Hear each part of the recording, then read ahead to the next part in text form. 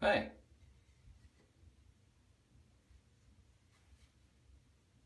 Shave it up!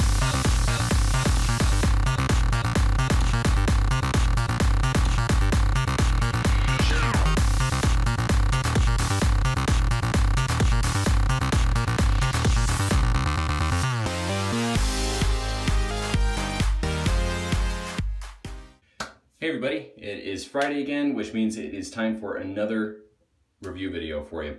I apologize that it's been a couple weeks. I had to kind of take a little bit of a hiatus while I was out of town and handling a bunch of things. So I'm back though, and I wanted to talk today about the West Coast Shaving stainless steel CNC machined razor. I did a previous video about this where it was just kind of first impressions, so if you haven't watched that video yet, go back and watch it really quick. I'll put a link to it in the description down below. But I wanted to talk through some of the points on this razor and give you my thoughts about it. So West Coast Shaving was kind enough to send me this razor, and they wanted to get my thoughts about it. And first impressions, like I said in the video, really like the box, really like the packaging, and I like the look of the razor. But it's more than just that in this review video. So let's go ahead and take a look at the points.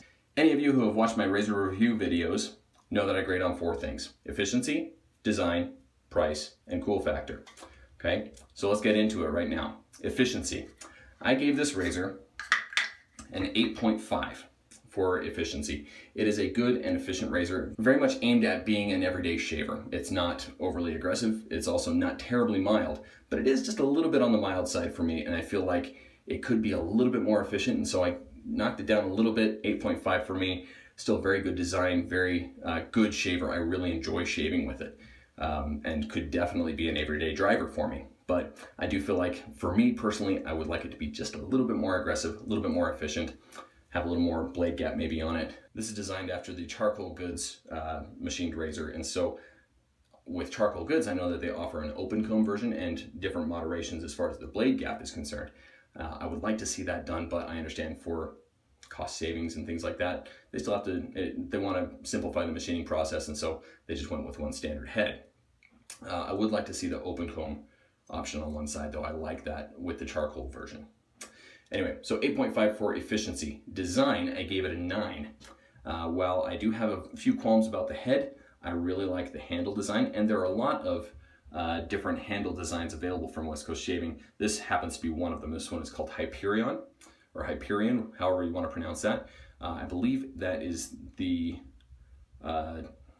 it's a type of redwood that grows on the West Coast, and it's the tallest redwood.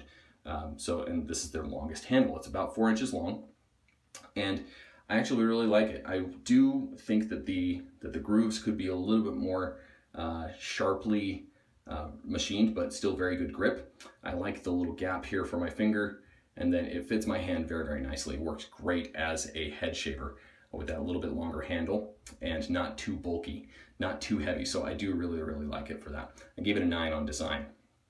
Then price. So these razors come in at $155 each. Now, price is a very subjective thing. $155 may be very little to some people. That's a lot of money to other people. So I know I've talked to them about this, about the pricing on this, and I know that they were trying to land somewhere in the middle of some of the competition. Like for instance, the Rockwell 6S is about $100. If you're looking at an above the tie, it's $180. And so I think they were trying to land somewhere right there in the middle to be competitive. And as far as the build quality is concerned, compared to those, I think it's a great fit. The price, I gave it a 9 because I do feel like that is a good price. I've had some people say there's no way that they would pay $155 for this. I've had other people say they would absolutely pay $155 for this. So there's going to be some mixture there. I think personally that it's probably worth that $155 mark, especially in the packaging that it comes in. Like I showed in my first impressions video, really nice box, great, really well put together, and I love the fact that it's all made in the USA. I think that price point is actually a very good price point. Now, cool factor. Cool factor is subjective, I will give you that, but I decided to give it a 9 for that as well because I think it's a really cool looking razor. And the name of it, Hyperion, granted, you probably won't use the name of it in a lot of cases, but I still think it's a great looking razor. I like how it shaves. I like how it looks sitting on my counter or hanging in a razor stand or anything like that. I love the way this looks. So I gave it a 9. Probably, I mean, it's certainly a better looking razor than some others that I've tried. I won't name any names, but I do really like how it looks. Maybe not perfect. There are a few little things that I would tweak. I would love to see a polished version of this. Might add to the coolness for me, but I decided to give it a 9. Not perfect, but still very good. So that brings us to a total of 35.5 out of 40, which is an 88.75% or 89%, which is a B+. So still very good. I do think that personally, and the only reason it got knocked down on efficiency, remember, is because I personally would like it to be a little bit more aggressive. That's just me. I can put just about any blade in this and have no problems whatsoever, even feathers, which is saying something for me because feathers usually tear me up. So I do think that if any of you are interested in trying out the West Coast Shaving CNC machined stainless razors, again, these are machined by computer numbered coordinates. I think it's, I can't remember what CNC stands for. Anyway, they're very meticulously machined and very high performing. I really liked it. So as I mentioned in my first impressions video, I will not be keeping this razor. I would love to keep it because I love how it shaves, but I also have something more important to do. And if any of you have been following me for a while, you know that I have a son who has special needs, and we've been doing a fundraiser for him over the past couple months. The event that we were doing the fundraising for has passed, but we still have another couple week window where we can still make contributions. And so with that in mind, I would like to offer this up as a raffle prize.